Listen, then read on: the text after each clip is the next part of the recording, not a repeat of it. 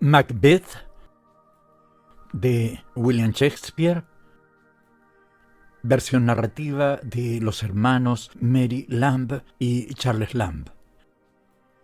Gobernando en Escocia Duncan el Manso, vivía en su reino un gran señor llamado Macbeth, pariente próximo del rey y muy estimado en la corte por su valor en la guerra, de lo cual acababa de dar nuevas pruebas, derrotando un numeroso ejército rebelde ayudado por tropas de Noruega.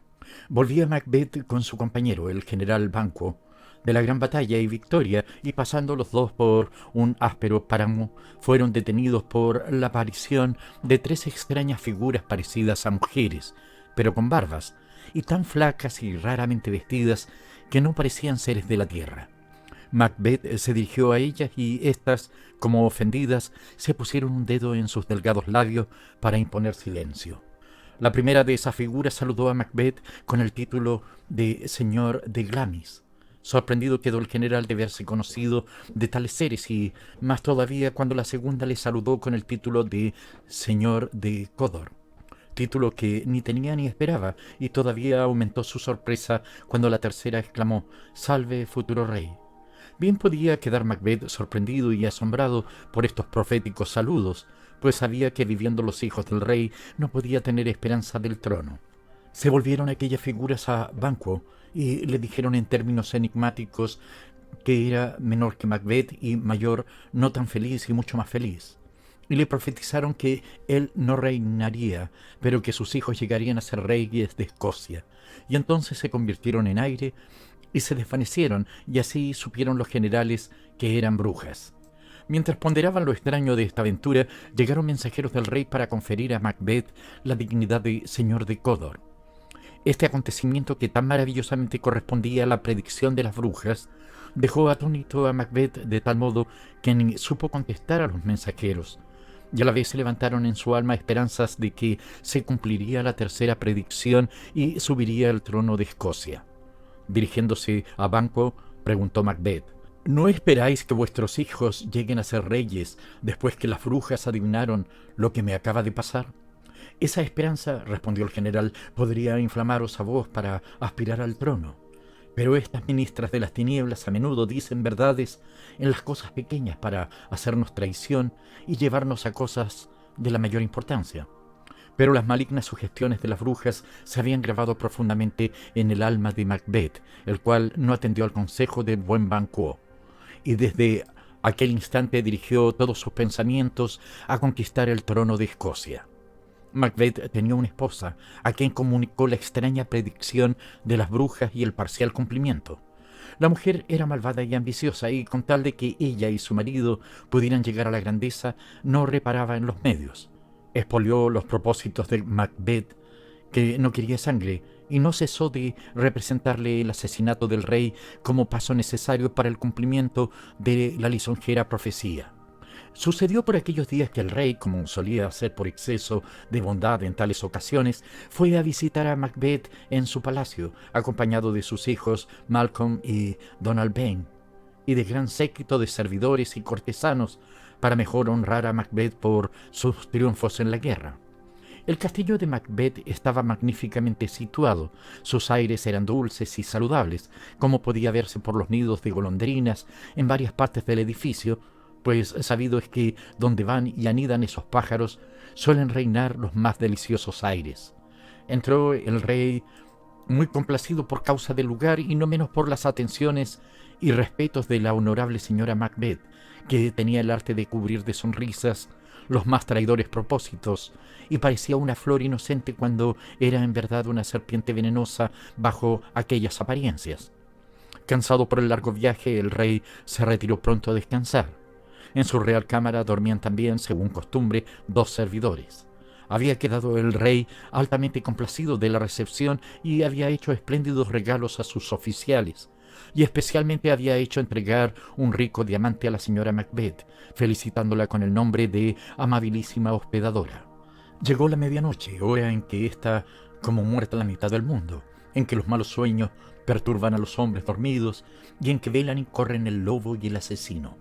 Esta fue la hora en que se despertó la señora Macbeth para ejecutar cautelosamente el asesinato del rey, No habría emprendido ella esa obra tan repugnante si no fuera porque temía el carácter de su marido, demasiado noble y humanitario para cometer un homicidio con premeditación. Sabía ella que él era ambicioso, pero también escrupuloso, y que no había adquirido aún esa resolución en el crimen que generalmente acompaña a la excesiva ambición. Había conseguido de él que consintiese en el asesinato, pero dudaba de su firmeza y temía que su natural ternura se interpusiera y frustrase el éxito. Así ella misma, con la daga en la mano, se acercó a la cama del rey, después de emborrachar a los servidores de tal modo que quedaron como muertos. Allí estaba el rey Duncan, en profundo sueño después de las fatigas del viaje, y al mirarle fijamente dormido, parecióle ver en su rostro alguna semejanza a su propio padre, y eso le quitó el valor de seguir. Se volvió para hablar con su marido. Este vacilaba en su resolución, considerando que había grandes razones contra aquel designio. En primer lugar, él era súbdito y pariente cercano del rey, y este era su huésped, y por las leyes de la hospitalidad, el dueño de la casa estaba obligado a proteger contra los asesinos en vez de tomar él mismo el cuchillo. Luego consideró Macbeth cuán justo y bondadoso era Duncan, cuán dulce para sus súbditos, cuán amante de sus nobles y particularmente de él. Estos reyes se creía estaban bajo una protección especial del cielo y sus vasallos tenían doble deber de vengar su muerte. Además, por los favores del rey, Macbeth era respetado y admirado por todos los hombres. ¿Cómo se mancharían estos honores por la fama de tan horrible asesinato? En estos conflictos interiores halló la señora a su marido. Como era mujer pertinaz en sus propósitos, empezó a infiltrar en él su mal espíritu, dándole nuevas razones para seguir en la empresa.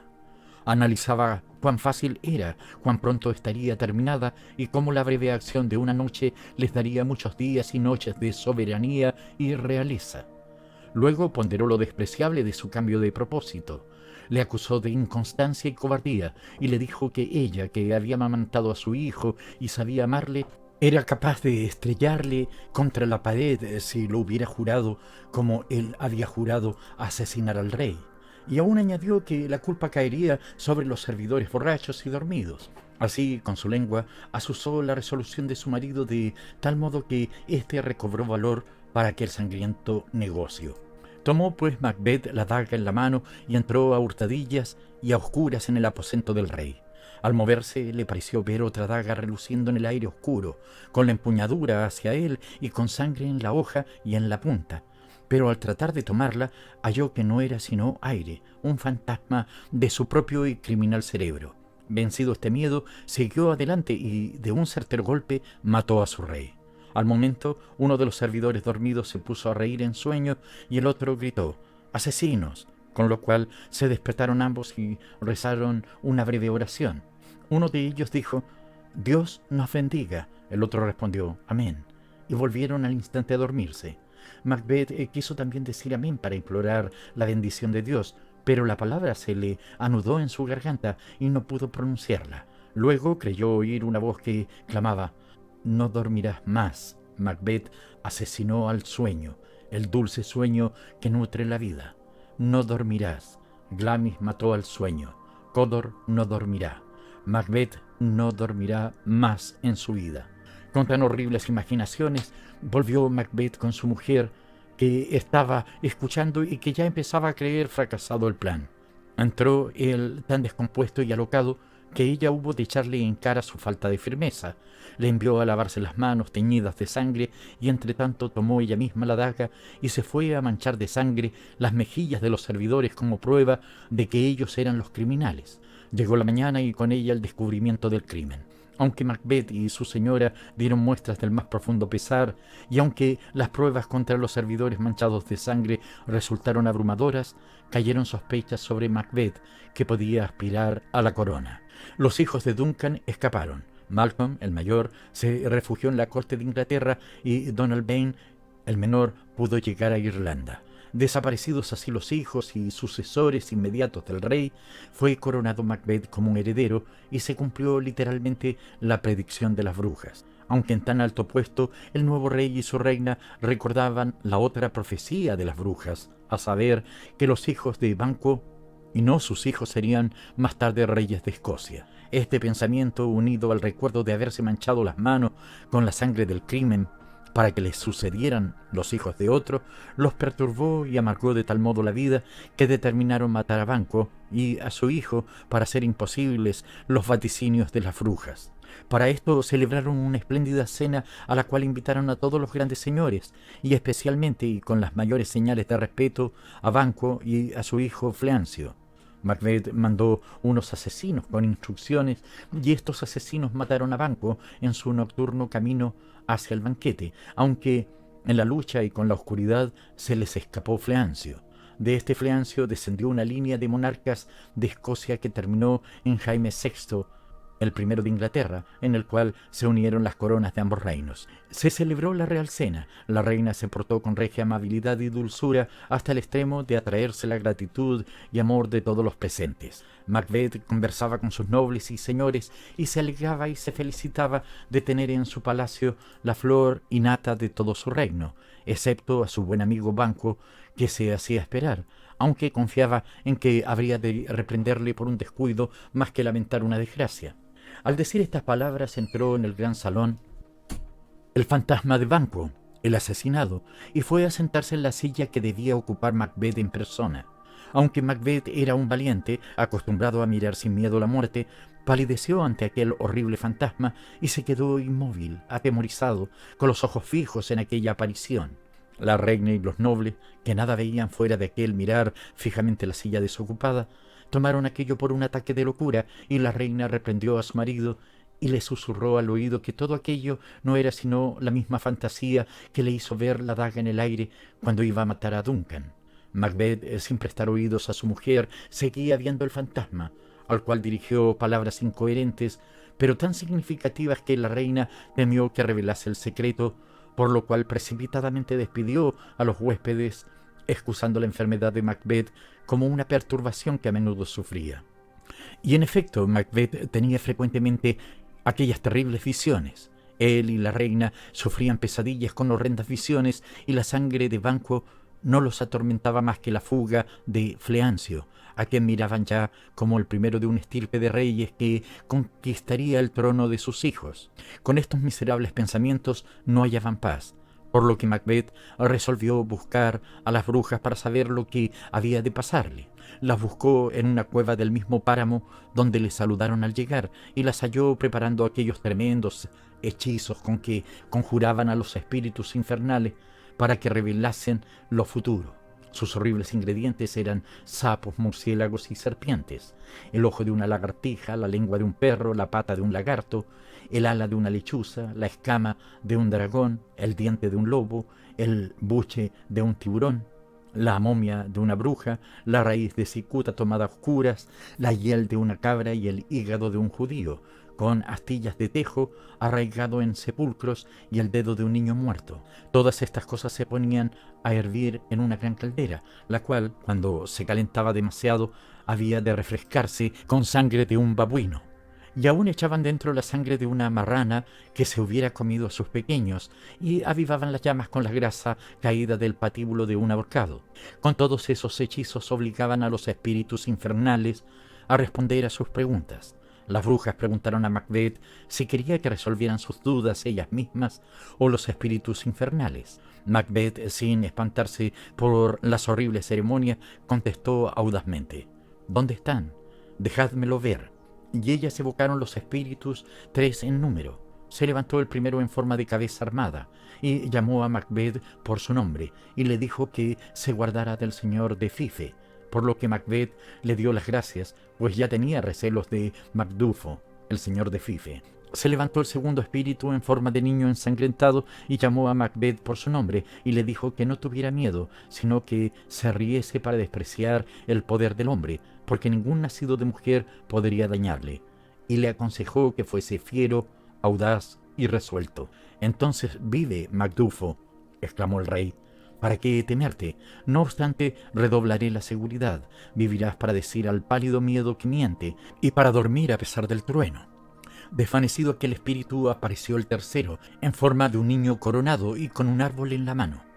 Llamó a Macbeth por su nombre y le confortó contra las conspiraciones, diciéndole que no sería vencido hasta que el bosque de Birnam viniera contra él. «Dulces augurios», exclamó Macbeth.